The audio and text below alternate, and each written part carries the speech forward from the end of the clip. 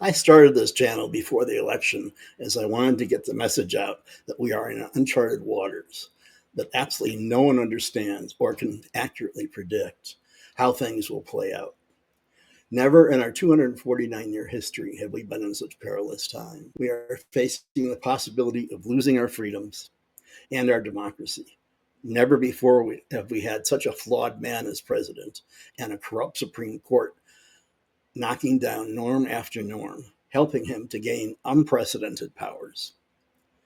But we cannot lose hope, and we are not powerless. I wrote a script last week for a new video saying just this. I couldn't figure out how I wanted to present it. On this channel, I like to be on screen with a section to share media with you that augments my discussion, be it news articles or video clips or something like that. This script didn't fit my normal videos. If I just read it, that would be a boring video.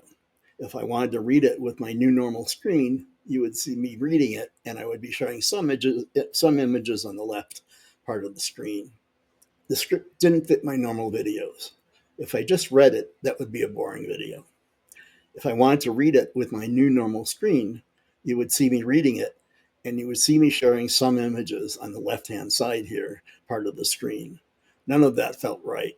So I decided to ask an AI video website to let me read the script, but to create a visual complement to my words. Please watch this important video. After it ends, don't go away. I will follow up with a few thoughts and my plan for the next video. Here we go. Ladies and gentlemen, let me start with a simple truth. American politics is broken, and I don't just mean polarized or divisive. I mean the system itself. Our political leadership, our national discourse, our ability to govern effectively has stopped functioning the way it's supposed to. What's more terrifying? Even the people who live and breathe politics for a living are confused. Analysts, journalists, politicians, strategists, they're all looking around, shaking their heads and quietly asking the same question, what the hell is going on? If you felt confused by what you're seeing, don't worry, you're not crazy. Things really have changed, and not for the better. So today I want to try to explain what's happening in American politics. I want to make some sense of the confusion, and I want to offer a sober, realistic answer to the most important question of all: how do we move forward? Part 1. The Republican Party is not what it used to be. Let's start with the Republican Party. Once upon a time, the GOP stood for limited government, low deficits, global leadership, and moral strength. It was the party of Ronald Reagan's shining city on a hill, the party that defeated communism, expanded free markets, and championed American values abroad. That party no longer exists. Under Donald Trump, the GOP has transformed into something very different. It's no longer the party of principled conservatism. It's become the party of reaction, grievance, and isolation. Let's be clear about what's changed. Foreign policy. The GOP used to believe in American strength abroad. Now, under Trump, it's retreated into a kind of angry isolationism. NATO, suspicious. Allies, unreliable. Global engagement, a waste of time. Instead of leading the world, the GOP now often echoes the language of authoritarian regimes and shuns our traditional role as a global stabilizer. Fiscal policy. Republicans used to talk about balanced budgets and shrinking deficits, but Trump-era Republicans have exploded the national debt, trillions added, with no real plan to reverse course. They passed massive tax cuts without spending cuts, and now they complain that the government is broke. That's not conservatism, that's recklessness. Institutional respect. The party once revered institutions like the military, the FBI, and the courts. Now, if those institutions don't fall in line behind one man, Donald Trump, they're branded as corrupt or part of some deep state conspiracy. Even generals and veterans who dare criticize Trump are cast out as traitors. Make no mistake, this is not the Republican Party of George H.W. Bush or John McCain. This is something new, something tribal, something dangerous. Part 2. The Democratic Party has lost its bearings. Now let's look at the Democratic Party. At one time, Democrats were the party of FDR's New Deal, of civil rights, of working-class America. They championed unions, equal rights, and a social safety net that still allowed for personal freedom and economic growth. But today's Democratic Party is almost unrecognizable. Let's start with the cultural agenda. It has become dominated by the loudest, most extreme voices, activists who speak in the language of academia and social media, not ordinary people. Gender and identity politics. Instead of advocating for fairness and inclusion in a reasonable, compassionate way, parts of the party have gone off the rails. Some Democratic leaders now back policies that confuse even their own voters, like pushing for gender transitions in children without parental involvement or eliminating terms like mother in favor of birthing person. These ideas alienate the very Americans they claim to help. On Israel, the Democratic Party used to be a reliable supporter of Israel. Today, some of its loudest members are openly hostile to it, equating Israel with apartheid regimes and aligning themselves with groups that chant slogans calling for Israel's destruction. This isn't just bad foreign policy, it's a betrayal of liberal democratic values. On the economy, many Democrats have embraced a form of modern socialism, believing that massive government spending has no downside, that debt doesn't matter, and that private enterprise is inherently unjust. We're not just talking about higher taxes here, we're talking about a worldview that sees capitalism itself as a problem, not a solution. And here's the result. The Democratic Party is now in disarray. President Biden is deeply unpopular.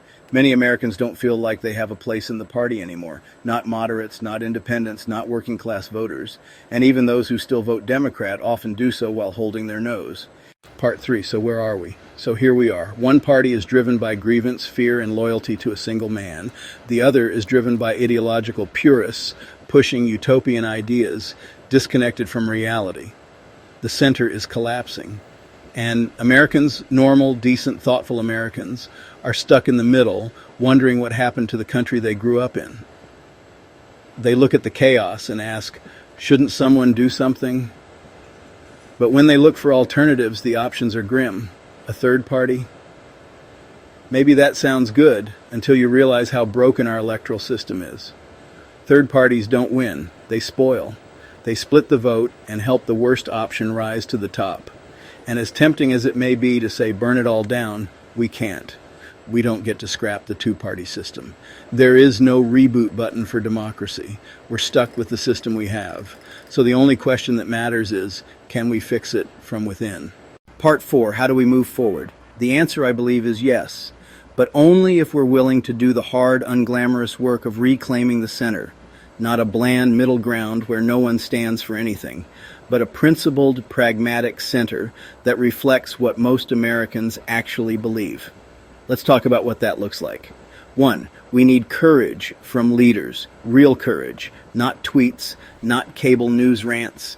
We need elected officials who are willing to break from their parties when their parties go off the rails. That means Republicans who say no to authoritarianism and conspiracy theories, and Democrats who say no to socialism and cultural overreach.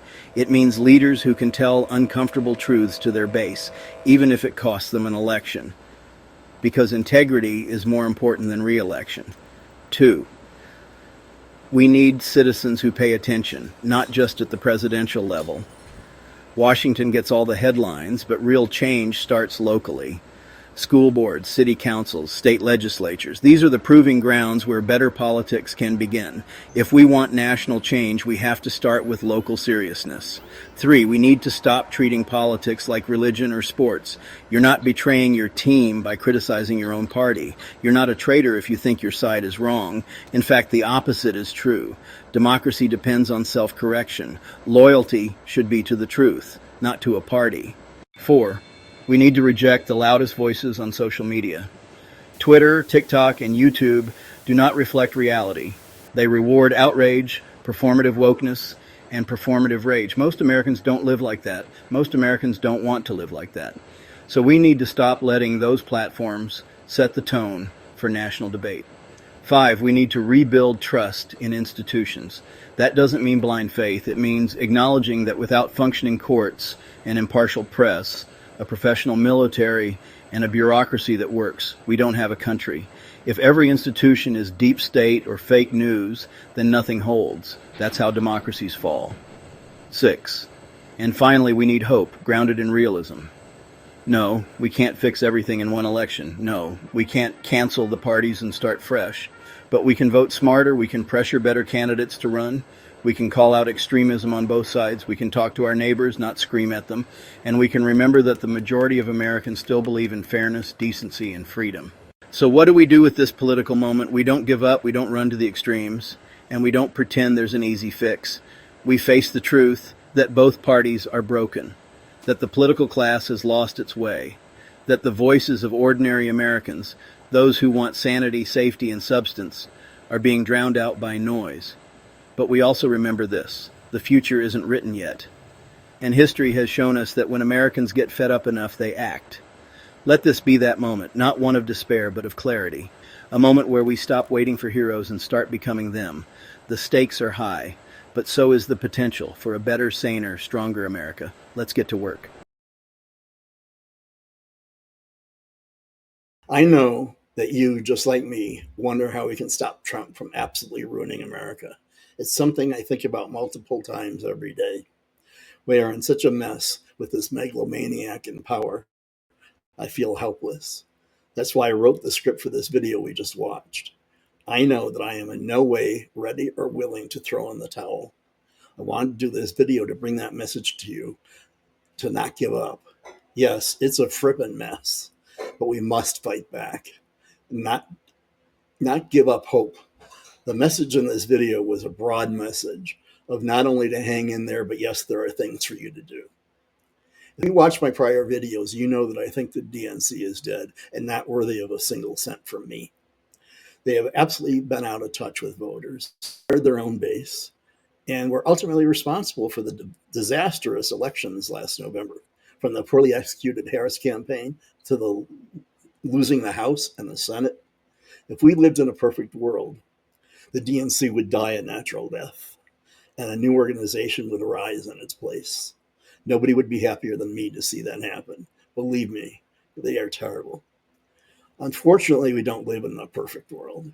We do not have the luxury of time to let that process happen. There is no new third party coming in on a white horse to save us. So we must face the facts that we are stuck with this dysfunctional DNC.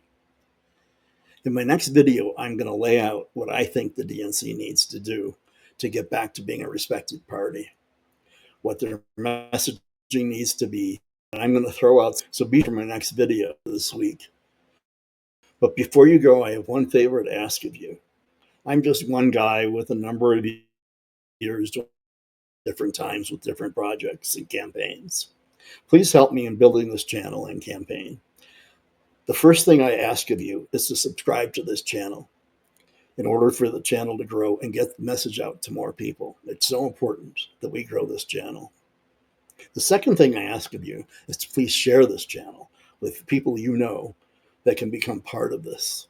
Friends, family, coworkers, anybody whom you think would be of interest. We just need to keep building this and get the message out from a centrist point of view, from a common sense point of view, not the far left, not the crazies. And we got to rein those people in. And that's what I want this channel to be, is bring out ideas and empowering people to go out and do the things from the center, the things that make sense. And we'll talk about that in the next video.